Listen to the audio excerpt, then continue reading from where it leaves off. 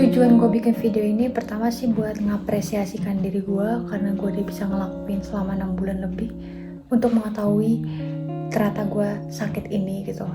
Dan gue tetap mengucap syukur sama Tuhan karena tanpa Tuhan Yesus gue nggak bisa apa-apa sampai sekarang. Dan gue mau berterima kasih banget sama kedua orang tua gue dan keluarga gue dan teman-teman gue yang udah ngedukung gue sampai sekarang. Anjay. Tapi gimana sih, gue tuh bikin video ini buat jadi kenang-kenangan gue aja gitu loh. Ternyata seorang Maureen pada umur 21 tahun pernah ngalamin ini gitu loh.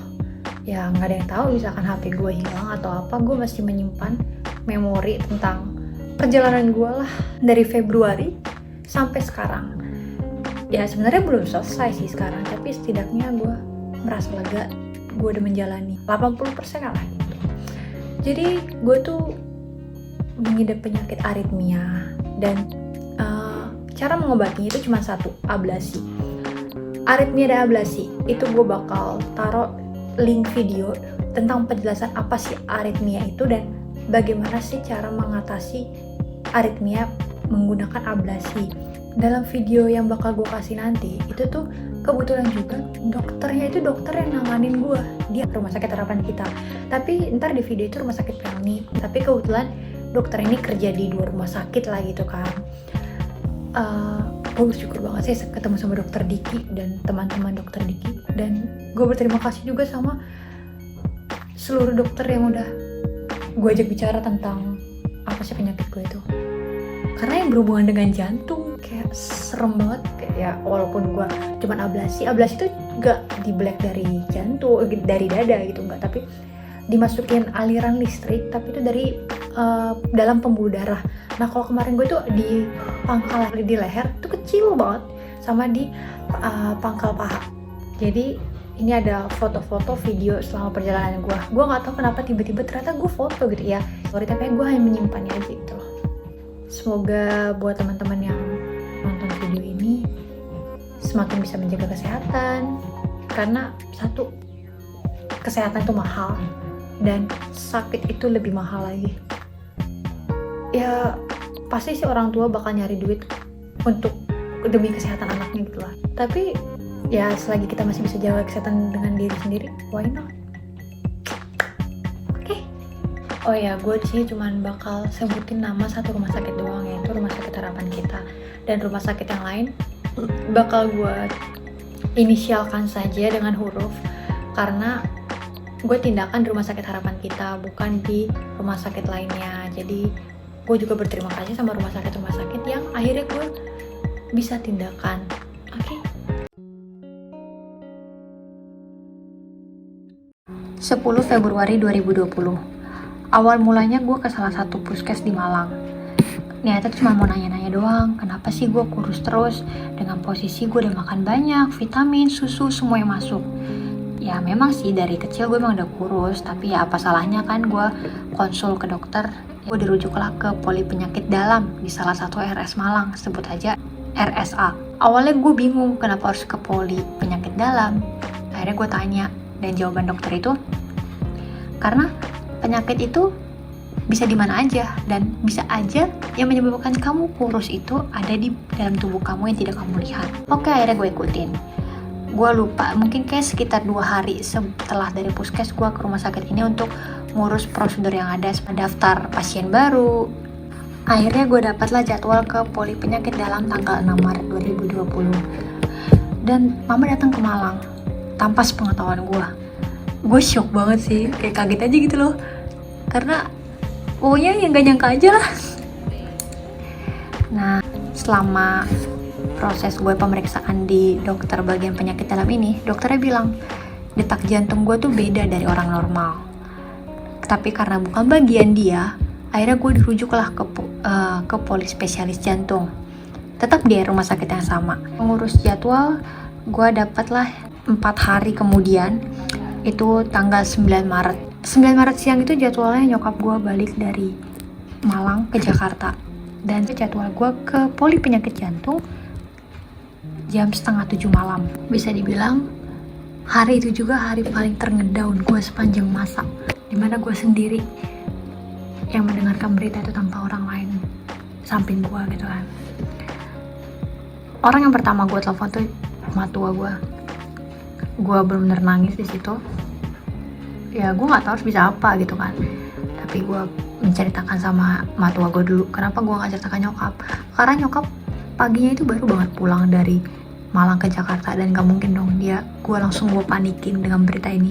Sulit banget sih gue rasain waktu itu, tapi gue mencoba diri gue buat kuat banget. Nah, ini ada foto di mana di sini detak denyut jantung gue.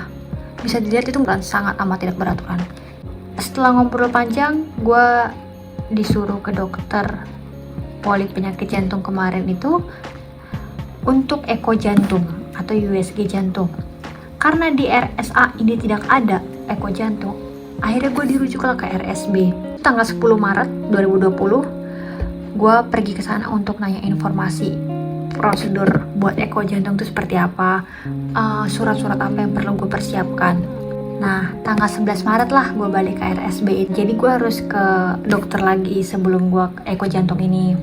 Di situ gue ditemenin sama Vena. Di video ini gue lagi mau ngitung tensi ya gitu, yang nanganin eko jantung gue nanti di RSB.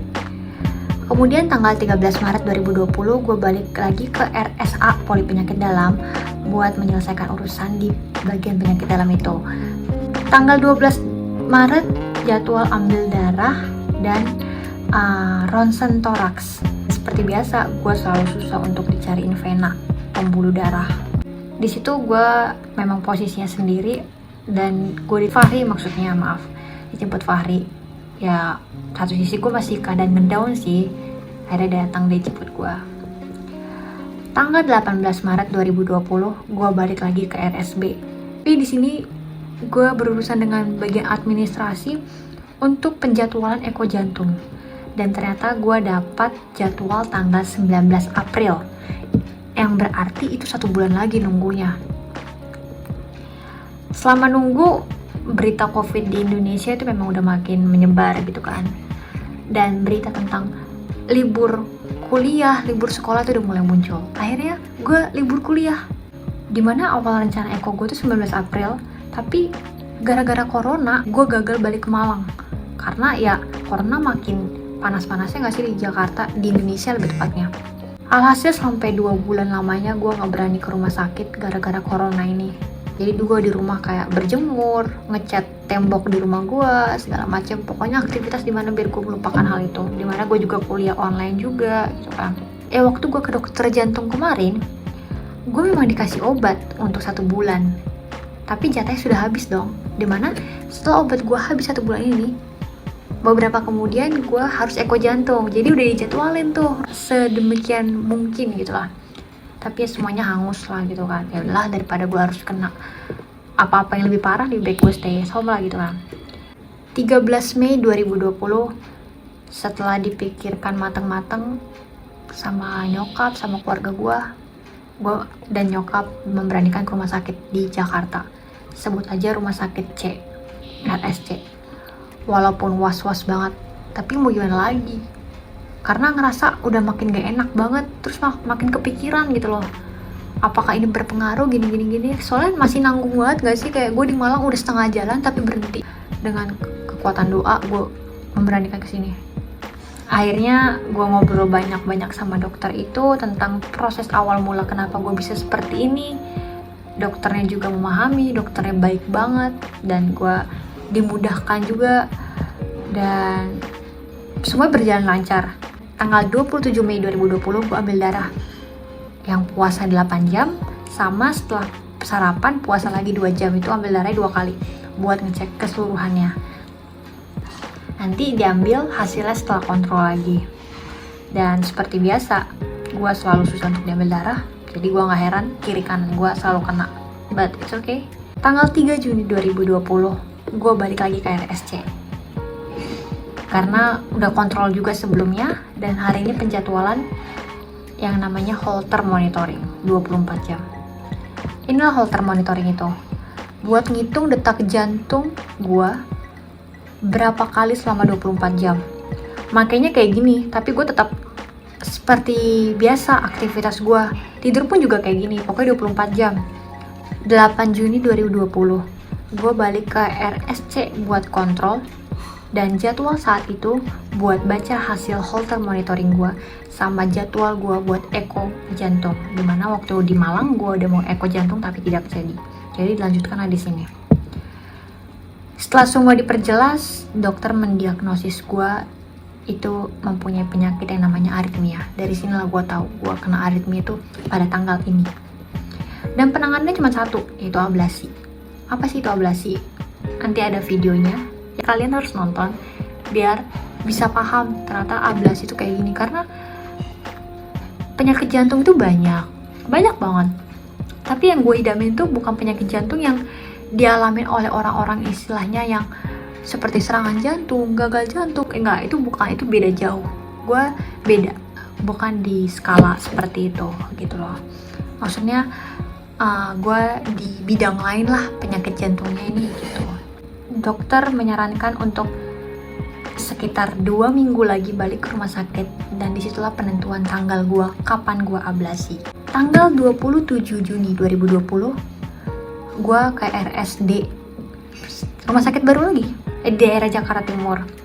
Sebenarnya cuma mau cari informasi seputar penyakit aritmia ini biar gue bisa lebih enjoy ngejalaninnya. Sebenarnya itu lebih ke second opinion gitu loh. Gue percaya sama dokter ini, tapi gue pengen lebih detail lagi. Gue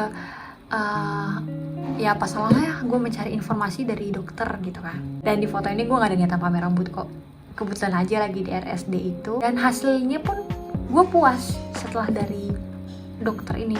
Wah, wawasan gue makin banyak lah tentang apa yang gue harus lakukan biar gue tidak panik, apa yang harus gue lakukan agar gue lebih enjoy. Dalam kata artian gue bisa lebih menjaga diri di kondisi gue seperti ini. 29 Mei setelah 2 minggu kemudian gue balik lagi ke RSC buat penjadwalan ablasi itu. Dan selama ini pun gue gak ada obat sama sekali yang gue makan, karena memang satu-satu cara itu tuh ablasi, dimana gue sudah ada penjadwalan kan gitu. Melainkan kalau misalkan gue belum ada penjadwalan, itu memang dikasih obat gitu. Tapi hanya sementara doang, itu kata dokternya itu. Di sini satu sisi gue jujur gue deg-degan, ya maklum lah, gue harus menjalani semua ini di masa-masa corona, yang dimana lebih baik kita stay at home, tapi gue malah berkeliaran di rumah sakit. Tapi gue benar-benar berdoa banget sama Tuhan, apapun yang terjadi gue percaya gue sembuh karena penyakit yang gue tahu, bukan penyakit yang gue tidak tahu. Yoi kan. Panjang cerita, gue ablasi di rumah sakit Harapan Kita, dimana rumah sakit Harapan Kita itu rumah sakit pusat jantung. Nyokap bokap keluarga gue bersyukur banget dirujuk ke rumah sakit ini, dan gue cuma berdoa berharap biar semua berjalan dengan lancar. Pas tanggal 3 Juli itu, kalau kalian lihat story gue yang ini berarti banget buat gue, karena banyak banget yang mujizat lah gitu yang gue hadapin pada saat itu. Selesai ngurus ini itu, puji Tuhan gue langsung dapet jadwal cuma dengan jarak 2 minggu doang. Tapi gue yakin tangan Tuhan bekerja pada saat itu, karena 1 jam sebelum gue masuk ke ruang dimana untuk penentuan jadwal gue ablasi kapan, ternyata ada satu orang yang membatalkan operasinya pada tanggal 21 Juli ini karena satu hal yang gue tidak tahu. Dan akhirnya gue dimasukin sama seorang pengurus administrasi bagian situ untuk dimasukin tanggal 21 Juli. Gue bersyukur banget gitu loh, dengan jarak sebentar, karena bulan November dimana gue harus berpikir 4 bulan lamanya untuk menghadapi ini, tapi Tuhan bekerja dan memberikan mujizat yang baik banget buat gue. 16 Juli 2020, tepat H-4 sebelum gue penindakan ablasi, gue memang disuruh lagi balik ke rumah sakit Harapan Kita untuk memenuhi prosedur sebelum tindakan, seperti ketemu dokter, tes PCR, swab, dan ambil darah. BTW itu masker gue selalu pakai karena itu warna favorit gue, tapi gue punya 2 masker dengan warna yang sama, jadi gue berganti-ganti, dan itu pun gue cuci kok. Jadi jangan heran ya kalau iya apaan sih murid pakai masker itu doang ya, enggak kok. Dan gak heran lagi gue ngambil darah selalu kiri kanan, pakai suntikan bayi lagi, jadi itu pun susah banget guys. Nah inilah semenjak ada covid syarat pertama swab dulu. Kelar di swab hidung gue perih-perih nyos gitu, ibaratnya sih kayak sampai batang hidung gitu. Tapi salut sih buat medis yang nanganin covid nggak bisa bayangin segerah apa pakai APD sebanyak itu. 18 Juli 2020. Setelah ketemu dokter 16 Juli kemarin, gue disarankan untuk MRI jantung dulu sebelum tindakan. Buat ngeliat lagi detail jantung gue, karena ada sesuatu yang lain yang bisa dilihat jelas itu lewat MRI jantungnya doang. But pada intinya, yang mau disembuhin pertama itu aritmia gue dulu. Setelah itu, baru tahu langkah selanjutnya harus apa. Akhirnya gue memilih MRI jantung di rumah sakit D. Ternyata gue baru tahu suasana ruang MRI. Banyak sih dunia-dunia baru yang gue hadepin. Bagian rumah sakitan lah gitu kan. 19 Juli 2020. Hamin 1 masuk rumah sakit, keluarga gue datang buat nyemangatin gue. Ya lo tau lah kalau orang Batak bilangnya mandok hata gitu. Gue senang banget, tanpa mereka mungkin gue gak usah apa-apa. Gue memang gak bisa ketemu teman-teman gue, tapi gue harus bisa ketemu keluarga gue. 20 Juli 2020. Gak kerasa hari itu telah tiba juga. Dan gue masuk ke rumah sakit pagi. Karena yang boleh masuk itu cuma orang tua, akhirnya Kevin gak ikut, dia di rumah. Mama juga udah masuk duluan buat ngurus surat-surat prosedur yang buat nginapin lah, dirawat. Karena tanggal 20 itu juga gak ngapa-ngapain, jadi gue suruh nyokap bokap gue pulang aja. Datang besok lagi pas tindakan. Ya hari itu gue cuma leha-leha doang di rumah sakit, jadi untuk apa ditungguin, kasihan juga Kevin yang di rumah sendiri gitu. Malamnya gue fit callan sama Emma sambil ngeliat matua senam setelah pulang kerja. Gue gak memikirkan sama sekali gue harus takut atau gimana, tapi gue cuma ngejalanin aja, nikmatin aja prosesnya. Karena kalau gue kepikiran, gue makin stres dan gue makin gak bisa nanti ngejalaninnya. 21 Juli 2020. Gue masih sempat ngefoto setelah gue, itu tuh jam sekitar 6:30 pagi, dan itu udah mandi, udah ganti baju pasien juga dan pasang infus. Jadwal masuk ke ruang tindakan tuh jam 8-an sambil nunggu mama papa juga datang. Pas banget setelah foto itu, matua nelfon. Pagi-pagi video call sama gue buat doa pagi dulu, lihat online karena gak bisa datang ke rumah sakit. Ternyata papa sempat foto setelah gue keluar dari ruang operasi. Ini mau pindah ke ruang pasien lagi. Selama di ruang tindakan, totalnya gue 4 jam lebih di sana. Dan jujur gak deg-degan sama sekali. Bahkan gue cerita-cerita sama dokternya dan perawat di sana. Puji Tuhan tanggal 22 Juli gue bisa megang HP. Ya tapi masih nggak bisa banyak gerak karena badan sama leher gue kan masih sakit banget lah gitu karena tindakan kemarin. 23 Juli gue dibolehin balik. Yoi kan. Jadi pagi itu sambil sarapan, sambil belajar duduk dan jalan biar sorenya bisa terbiasa lagi. Sebelum pulang gue ganti perban di leher dan langsung mandi, terus beres-beres barang bawaan. Dan disitu pun dokter udah visit dan ngejelasin hasil dari tindakan tanggal 21 kemarin. Sebenarnya masih ada sesuatu yang harus gue selesaikan dan dokter itu selesaikan, tapi nunggu hasil dari tindakan yang pertama ini dulu. Dan gue harus jalanin itu semua. Ya, tetapi tuh sakit diobatin, sehat dipertahankan. Dan sorenya gue pulang.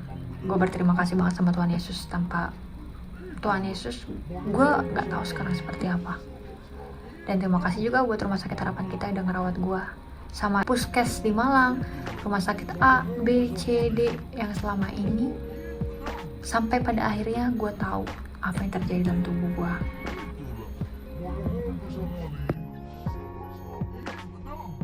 Nah, itulah perjalanan penyakit gue. Bukan penyakit gue juga sih, tapi apa yang gue alamin sekarang. Gue gak tau mau ngomong apa. Tapi semoga Maureen di masa depan lebih sehat. Dan Maureen di umur 30 tahun, 40 tahun, 50 tahun bisa ngeliat video ini lagi.